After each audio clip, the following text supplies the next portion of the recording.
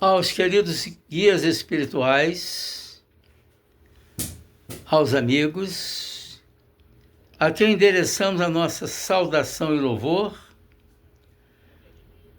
aos dirigentes e entidades que compõem o culto do Evangelho Espiritual online, obrigado pela oportunidade deste encontro. Vamos à prece inicial. Queridos guias, Mãe Maria, querido Jesus, Senhor Deus, aqui nos encontramos na condição de aprendizes do Evangelho. Aqui sabemos de nossas deficiências espirituais, que precisamos aprender mais e melhor para igualmente servirmos mais e melhor. Apresentamos-nos, pois, como canais à divulgação espiritual do Evangelho, na prática do Evangelho, e contamos com a assistência dos senhores, amigos e guias espirituais para que possamos nos tornar auxiliares confiáveis, prestimosos, e aqui nos apresentamos então ao trabalho. Que assim seja, graças a Deus. E vamos passar agora a palavra para a dona Vânia.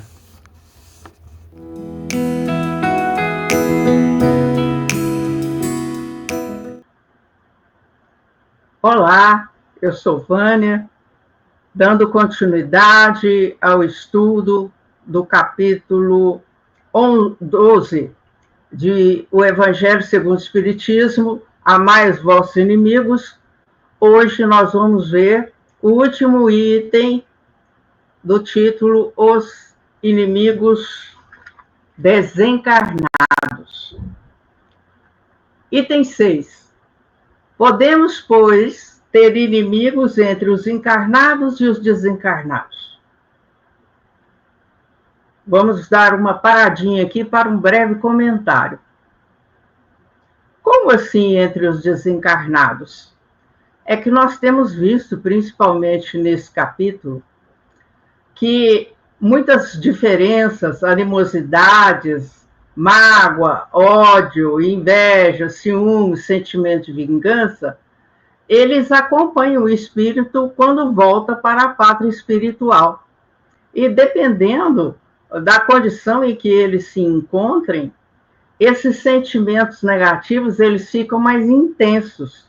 Daí, eles logo procuram encontrar aquele reencarnado que os prejudicou de alguma forma. Então, esta situação nos foi alertada por Jesus quando ele disse: reconciliai-vos com os vossos adversários enquanto estáis a caminho com ele. Significando que devemos nos esforçar para a reconciliação. Não se trata aqui, como já foi dito, de abraçar e beijar os nossos inimigos, aqueles que nos prejudicaram de alguma forma, mas trata-se de perdoá-los, de lhes desejar o bem, de ficarmos felizes com o que eles já conquistaram. E você diz para mim: Vânia, isso aí é muito difícil, principalmente quando o inimigo está dentro da própria família. Sim, é difícil, mas não impossível. Jesus nos pediu, às vezes, até o sacrifício. E nessa situação de desentendimentos, de mágoas, de aversões, o que está por trás disso, na verdade, o que é? é o orgulho, a vaidade e o egoísmo. Então, na medida em que nós nos esforçarmos para erradicar, afastar isso de nós, não deixará, não haverá mais motivo de queixa contra ninguém. Vamos seguir na leitura. Os inimigos do mundo invisível manifestam sua malevolência, seu desejo do mal, pelas obsessões e subjugações. Subjugações são aquele grau de obsessão mais profundo em que o espírito desencarnado, entre aspas, apossa-se do espírito reencarnado, que tem vitimado tanta gente e que representa uma variedade nas provações da vida. Gostaria de lembrar aqui aos queridos amigos é que obsessão não é um fator gratuito. Por trás da maioria dos casos está uma falha moral que motivou a relação entre perseguidor e perseguido.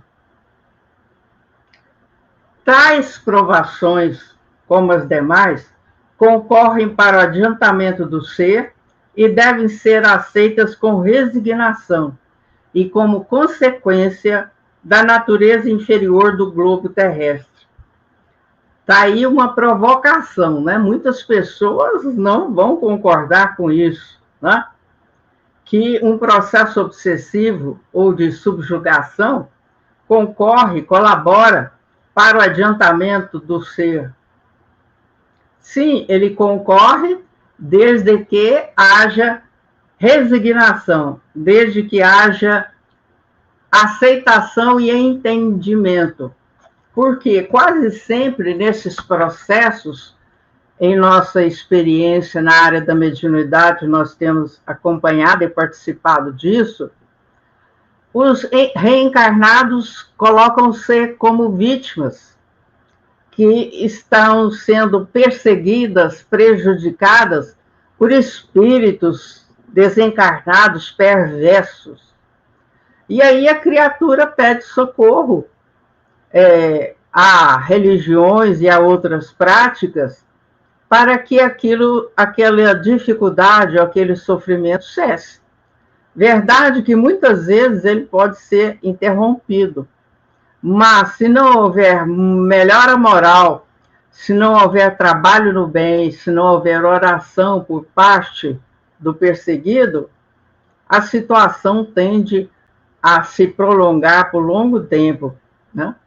E também o fato de existirem obsessões e subjugações se deve à condição evolutiva do nosso planeta Terra. Ainda mundo de provas e expiações, embora em transição. Isso significa o quê? Significa que o mal ainda predomina. Significa que há dores, que há dificuldades, que há sofrimento, que há doenças, que há misérias, etc. Se, portanto, não houvesse homens maus na Terra, não haveria espíritos maus à sua volta. Parece-nos uma dedução lógica, não? Se eu sou mau, se eu alimento maus pensamentos, se eu falo más palavras ou faço coisas contrárias ao bem, que companhias eu vou ter? Tanto de reencarnados quanto desencarnados, as más companhias. Aí você pergunta, como isso se dá? Como isso acontece? Pela lei da atração, pelas afinidades de pendores, de inclinações, de tendências, de hábitos, e assim por diante. Se, portanto, devemos usar de benevolência para com os nossos inimigos encarnados, assim também devemos proceder com relação aos que estão desencarnados. Devemos usar de benevolência. O que é? Perdoar, tratar de boa maneira, tratar bem. Ah, mas por que eu tenho que fazer isso? Se você quiser pagar o mal com o mal, você vai voltar lá para a época de Moisés, a pena de talião. Olho por olho, dente por dente. Ah, então como eu devo agir? Nós temos que pensar que muitas vezes, além do que eu já mencionei há pouco, do orgulho, da vaidade e do egoísmo, há também um primo, o primo pobre do egoísmo, é o melindre. E essas situações, elas se prolongam, como eu já lhes disse. Então, cabe àquele que tem um pouco mais de compreensão, um pouco mais de esclarecimento, relevar, perdoar. Por quê?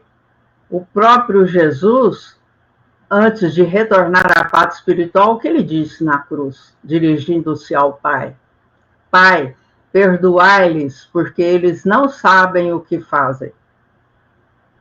Então, se nós formos buscar no íntimo de todos nós, criaturas humanas, com certeza há erros, falhas, traumas, situações mal resolvidas, mal interpretadas, né?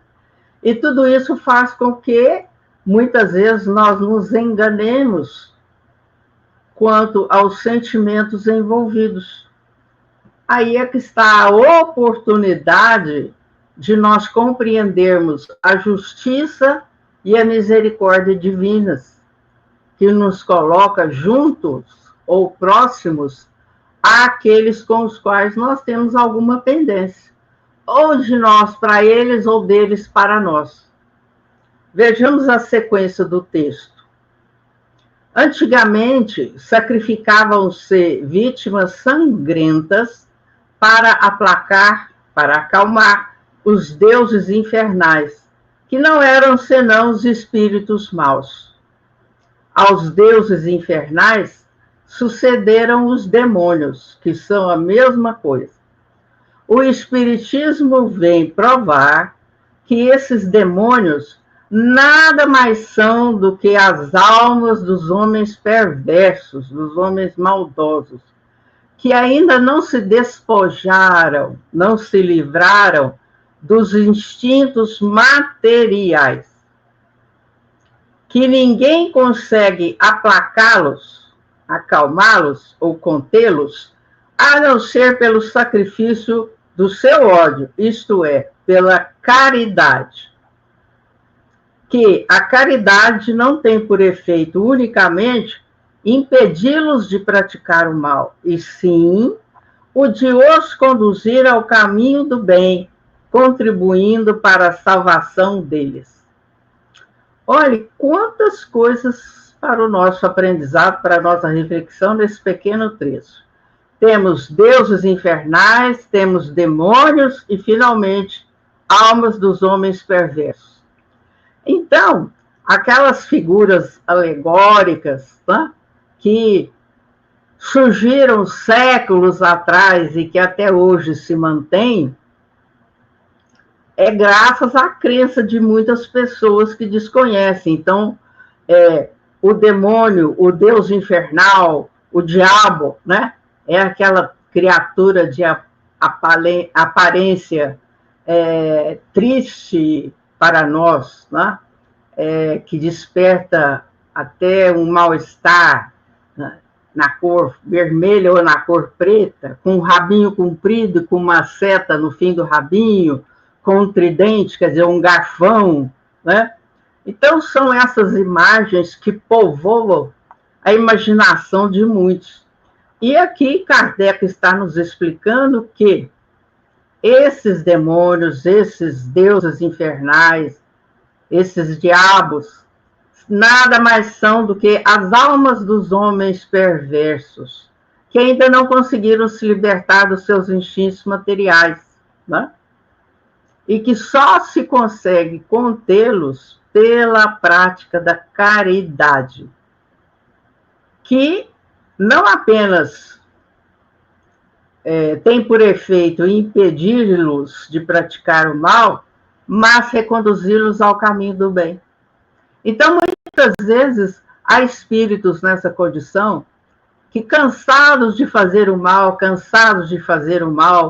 e não obterem aquela paz, aquela alegria, aquela satisfação, eles acabam, então, rendendo-se a caridade desinteressada, a caridade espiritual, que é aquela que vai contribuir para que eles sejam salvos, isto é, para que através do arrependimento eles possam ser acolhidos para receberem o tratamento e a instrução necessários para que esse processo fique no passado. Então, vejam, assim como entre nós, encarnados, existe ainda muita rebeldia, muita teimosia, não pensem que essas duas vão desaparecer no estalar de dedos, que basta desencarnar e pronto, passou uma borracha. Não é assim. Então, do lado de lá também há os teimosos, há os rebeldes, né? Então, para que nós consigamos convencê-los, nós, os perseguidos, os envolvidos na trama, nós precisamos voltar os olhos para dentro de nós mesmos e nos perguntar: será que nós também não somos obsessores do nosso colega de trabalho profissional, do nosso familiar, do nosso vizinho, do nosso parente? Vocês já pararam para pensar nisso? Porque o processo obsessivo, meus caros, ele tanto acontece de encarnado para encarnado, de encarnado para desencarnado, de desencarnado para encarnado e entre os desencarnados. Então, nós temos 4 possibilidades para que aconteça esse processo. E a melhor maneira de aplacá-los, de acalmá-los ou de evitá-los é o quê? É a nossa reforma moral, é a prática do bem, são as nossas orações, né? E Kardec conclui assim: é assim que a sentença amai os vossos inimigos não se circunscreve ao círculo acanhado da terra e da vida presente, mas também faz parte da grande lei da solidariedade e da fraternidade universais. Uai, Vânia, que negócio doido é esse? Não faz parte só da Terra e nem só da vida presente? Sim, porque grandes ódios vêm lá de trás. Muitas vezes foram amores que adoeceram, amores não correspondidos, amizades desleais. Então, são situações, como eu lhes disse, que perduram séculos afora, que nos acompanham. Então, quando nós, muitas vezes, e refletidamente dissermos: ah, eu não fiz nada para estar merecendo essa situação, essa perseguição, vamos analisar bem, porque Deus é soberanamente bom, justo e misericordioso. Então, nada acontece sem a permissão dele e sem que haja uma causa para isso. Quando Kardec finaliza dizendo que amar os nossos inimigos também faz parte da grande lei da solidariedade e da fraternidade universais. Já dissemos aqui de outras vezes qual é a nossa finalidade aqui na Terra. Todos nós nos transformarmos numa só família, a família universal. E todos nós lembrarmos que somos irmãos, filhos do mesmo Pai, que é Deus. Daí, como você pensa assim, mas como é que pode haver solidariedade, fraternidade em relação aos nossos inimigos, sejam eles encarnados ou desencarnados? Em primeiro lugar, vamos lembrar, amar os nossos inimigos não quer dizer que nós vamos ficar de boa, aos abraços, aos beijinhos, nós vamos voltar a conviver pacificamente em qualquer lugar. Necessariamente não é isso, porque muitas vezes seria hipocrisia, não é? A questão é que nós devemos aplicar aqui aquilo que nós aprendemos já na pergunta 886 do Livro dos Espíritos, como é que nós podemos entender a palavra caridade segundo a praticava Jesus? É o BIP, benevolência para com todos. Perdão das ofensas. Desculpe. O I, indulgência para com as fraquezas alheias. E o P, perdão das ofensas. Benevolência para com todos. Desejar o bem para todos. Ah, Vânia, mas fulano é muito falso. Fulano faz isso, fulano faz aquilo. Não interessa fulano, interessa você. Porque você sabe o que é lei de causa e efeito. Ou seja, aquilo que sai de nós volta para nós, não é verdade? Então, se você deseja o bem para todos, você vai receber de volta o quê? O bem. E aquilo de menos feliz, se você receber, veja nisso como uma prova, para saber se você deseja realmente o bem para todos. O I, indulgência para com as faltas alheias. Basta todos nós nos recordarmos de que nós todos somos imperfeitos, nós todos cometemos falhas, erros. Então, por que querer exigir ou cobrar do outro algo que nós ainda não damos conta de fazer, isto é, ficar sem errar? E P, perdão das ofensas. O que é esse perdão das ofensas que até hoje muita gente se enrola com isso? Significa, não é que eu vou esquecer o que aconteceu, é que quando eu lembrar do acontecido, isso não vai mais me trazer mal-estar, não vai me trazer emoções negativas, não vai me trazer um aperto no peito, uma falta de ar, aquela consumição, aquela aflição. Não, deixa para lá. Sabe por que essa deve ser a nossa conduta, sabem? Porque Deus cuida de tudo. Como é que Deus cuida disso? Através da lei de ação e reação ou causa e efeito. Então, nós não temos que preocupar com vingança, nós não temos que ficar duelando, nós não temos que invejar nem ter ciúme de nada nem de ninguém. Porque todos nós, a cada existência, temos exatamente aquilo de que nós precisamos para dar sequência à nossa jornada evolutiva. Simples assim. Quem complica, muitas vezes, voltamos a falar, é o nosso orgulho, é a vaidade, é o egoísmo e todas aquelas outras coisas que acabam por nos ferir, por nos manter magoados. E o resultado disso, o que é? Surgem as doenças psicossomáticas, que são aquelas doenças que têm a sua origem no psiquismo, né? Na mente, nos sentimentos e emoções envolvidos aos fatos que nos cercam a existência. E isso acaba por adoecer o nosso corpo físico. Então, se saúde é um dos bens mais valiosos de que nós dispomos, vamos cuidar melhor para que a doença fique longe de nós, não é verdade? Que uma vez instalada, há enfermidades que demoram a sair, não é? E isso muitas vezes nos traz grandes dificuldades, porque não sabemos a hora que elas serão resolvidas, e mesmo até se serão resolvidas ainda nessa existência. Então, nos cabe avaliar com bastante tranquilidade e calma todas essas situações que nos cercam. E para encerrar os últimos comentários de Kardec, nós vamos ver o item: se alguém vos bater na face direita, apresentar-lhe também a outra. São os itens 7 e 8. Essa aqui é que mexe com os brios de muitos, né?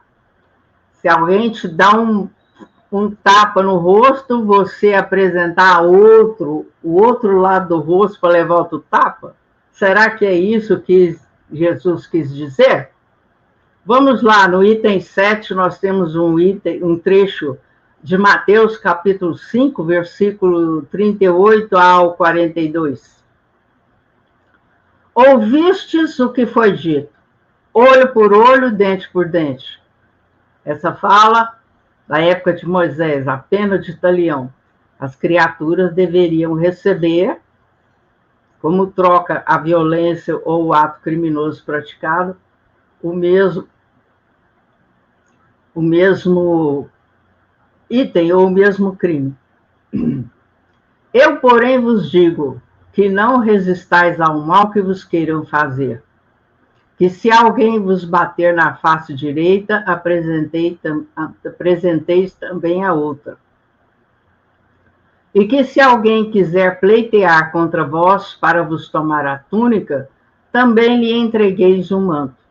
E que se alguém vos obrigar a caminhar 1000 passos com ele, caminheis mais 2000. Dai àquele que vos pedir, e não repilais quem vos queira tomar emprestado.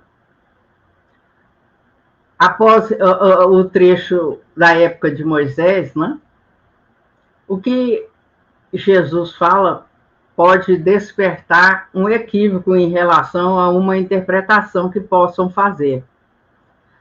Se Jesus disse para eu não resistir ao mal que queiram fazer, como Jesus veio nos trazer a lei de amor, o significado desse trecho é que nós não revidemos da mesma maneira.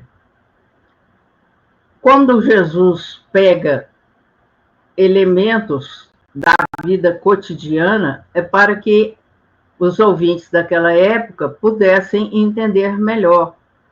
Se alguém pedir a túnica, entregue também o manto, né? Que era como se fosse aquela capa que tinha em cima da túnica.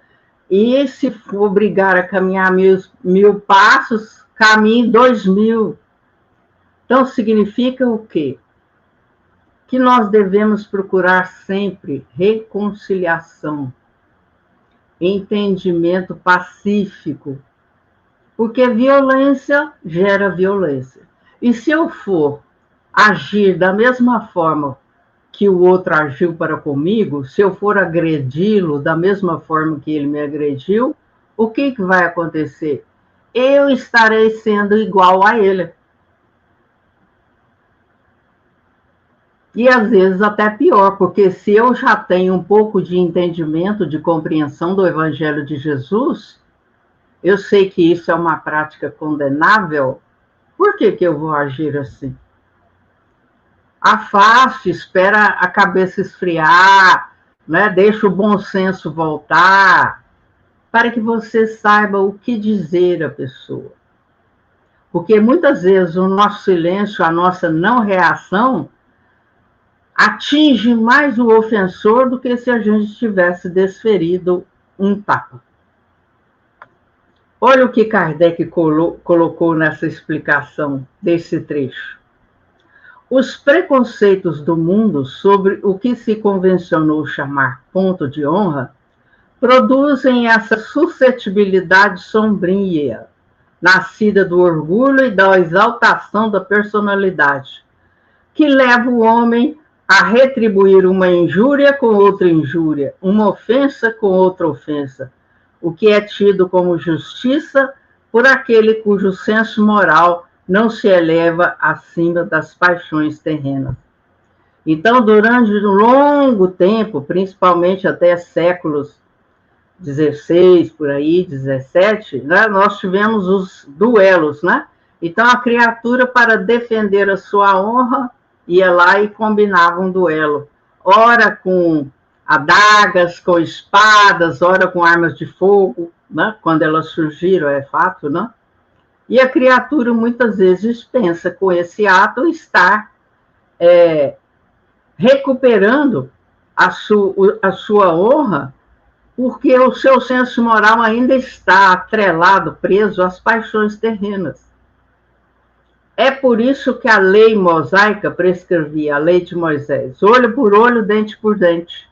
Lei em harmonia com a época em que Moisés vivia. Nós sabemos que eram várias tribos, e que havia o politeísmo, e que havia uma série de desregramentos por parte das pessoas, Então, para que Moisés implantasse a lei de justiça que ele veio trazer, foi preciso valer dessa lei olho por olho, dente por dente. Porque senão a sociedade daquela época ficaria sem controle. Cada um fazendo o que quisesse e pronto. Veio o Cristo e disse, retribuiu o mal com o bem. Jesus Cristo com a lei de amor. Você recebeu o mal, devolva o bem. E disse ainda, não resistais ao mal que vos queiram fazer. Se alguém vos bater numa face, apresentai-lhe a outra. Não temamos, porque nessas situações de conflito, se nós não queremos, se dois não querem, dois não brigam. Ao orgulhoso, este preceito parecerá uma covardia, pois ele não compreende que haja mais coragem em suportar um insulto do que em se vingar, em virtude de sua visão ser incapaz de ultrapassar o presente.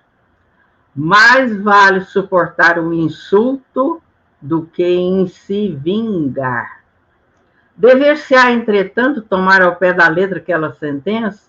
Não, como também não se deve tomar ao pé da letra a outra que manda se arranque o olho quando for causa de escândalo. Levado o ensino às últimas consequências, equivaleria a condenar toda a repressão, mesmo legal, e deixar o campo livre aos maus, que assim se veriam isentos de todo motivo de temor, de medo. Se não se pusesse um freio às suas agressões, bem depressa os bons seriam suas vítimas. O próprio instinto de conservação, que é uma lei da natureza, impede que alguém estenda o pescoço ao assassino. Então, o que nós acabamos de ouvir é que há situações e que há pessoas envolvidas nessas situações, e conforme a época, que há necessidade de uma ação mais viril, mais dura, mais firme, para controlar, para colocar um freio nas agressões, nas confusões que aconteciam e que até hoje acontecem. Por essas palavras, Jesus não pretendeu interdizer toda defesa, proibir toda defesa, mas condenar a vingança. Isso é muito importante, porque muitas pessoas poderão fazer uma análise assim, radical, tá? Então eu tenho que retribuir o mal com o bem, então se alguém vier me matar minha família, eu tenho que deixar? Não, não é isso. Não é isso. O que Jesus pretendeu dizer é condenar a vingança, dizendo que apresentemos a outra face, aquele que nos haja batido numa, disse sob outra forma, que não se deve pagar o mal com o mal, que o homem deve aceitar com humildade tudo quando possa bater o seu orgulho, que haverá mais glória para ele em ser ofendido do que ofender, em suportar pacientemente uma injustiça do que cometer ele mesmo outra injustiça, que mais vale ser enganado do que enganar, ser arruinado do que arruinar os outros. E nós aprendemos isso muito bem na oração de São Francisco. Então, quando você estiver envolvido numa situação dessa natureza difícil, que você foi injuriado, difamado, respira fundo, faz a oração de São Francisco, acalma os seus impulsos, os seus ímpetos, para depois ver o que fazer. É, ao mesmo tempo, a condenação do duelo, que não passa de uma manifestação do orgulho. Somente a fé na vida futura e na justiça de Deus, que jamais deixa o mal impune, pode nos dar forças para suportarmos com paciência os golpes desferidos nos nossos interesses e no nosso amor próprio. É por isso que dizemos incessantemente, lançar o olhar para adiante, Quanto mais vos elevardes pelo pensamento acima da vida material, tanto menos vos magoarão as coisas da terra. Olhe que palavras abençoadas. Ah, Vânia, mas a justiça humana tarda, mas a justiça divina não. Tanto é, se você ficar bem atento para analisar e perceber, nós vemos que com esse processo da transição, a justiça divina está ótimo, a supersônico, rapidinho. 6 de manhã, à tarde já está na internet. Então, qual que é o convite? Vamos olhar para adiante, para o futuro, certo? E lembrar a justiça de Deus que não deixa ninguém livre das suas falhas, dos seus erros. Porque se assim procedermos, nós vamos estar fazendo um bem para nós. Por quê? Porque essas coisas não nos magoarão. E mágoa, nós já sabemos, traz doenças, inclusive o câncer, já está provado pela ciência. Então, o melhor a fazer é o quê? Não importa falar, fulano, você é frouxo, você é isso. Vale a paz de espírito, a tranquilidade de consciência. Deus tem a lei de causa e efeito, ou ação e reação. Acabei de falar agora há pouco.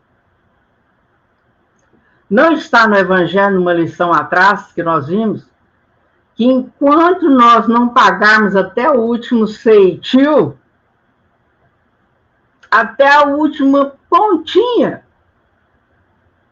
nós não estaremos salvos. Isto é, o nosso espírito não irá para os mundos mais avançados, para os mundos felizes e depois para os mundos celestes. Então, a nossa responsabilidade aqui é extremamente grande, enorme. Não deixe o seu orgulho, a vaidade tomar conta de você, para que você não seja surpreendido por provas duríssimas.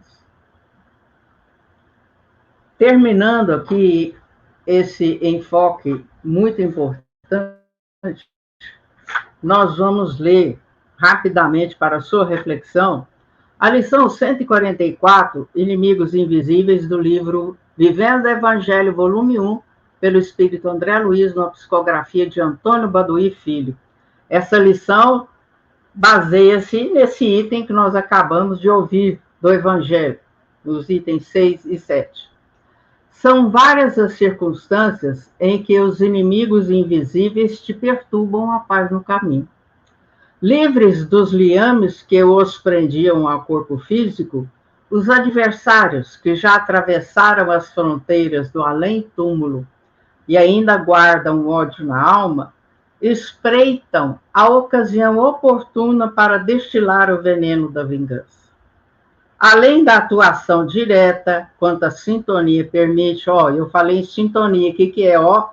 Seu pensamento está vibrando. Aí, então, quem ouve, vem para perto de você, gerando estados obsessivos e de subjugação, com transtornos mais ou menos graves de comportamento e de mente.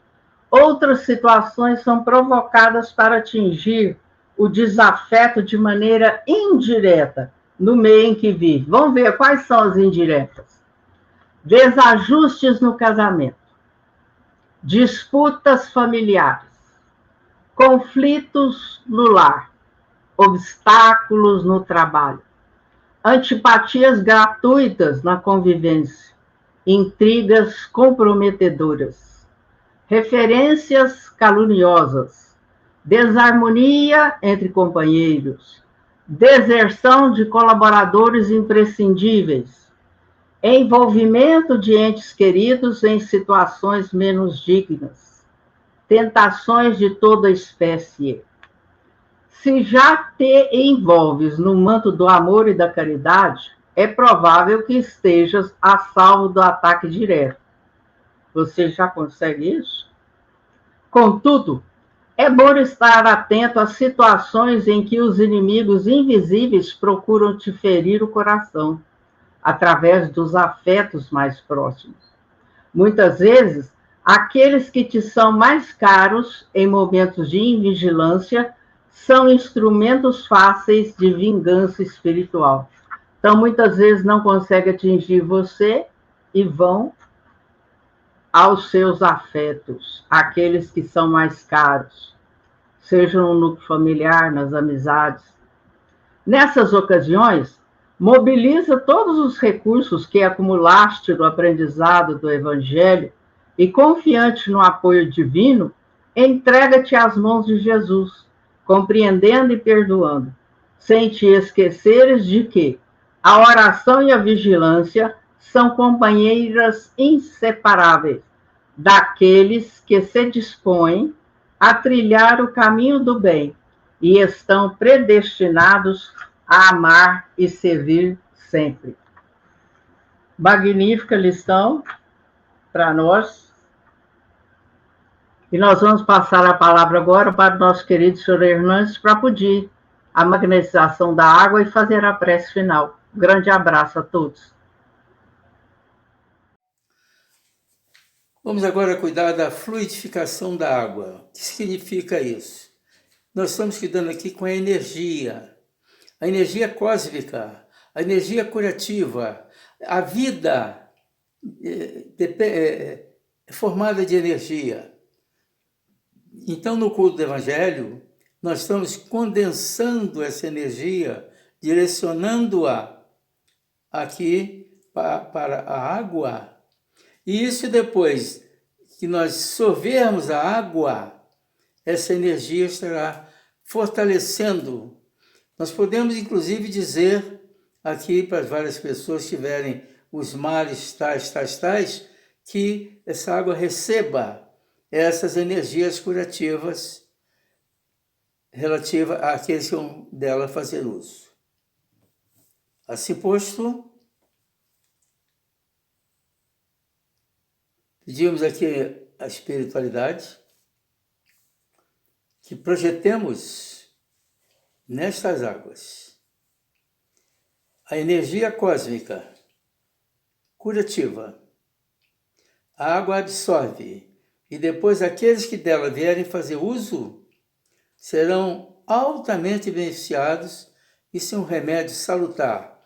Mas é necessário também acrescentar aqui a fé. Essa fé não está escrita. Se nós não tivermos fé, nada disso aqui tem validade. Que assim seja, graças a Deus.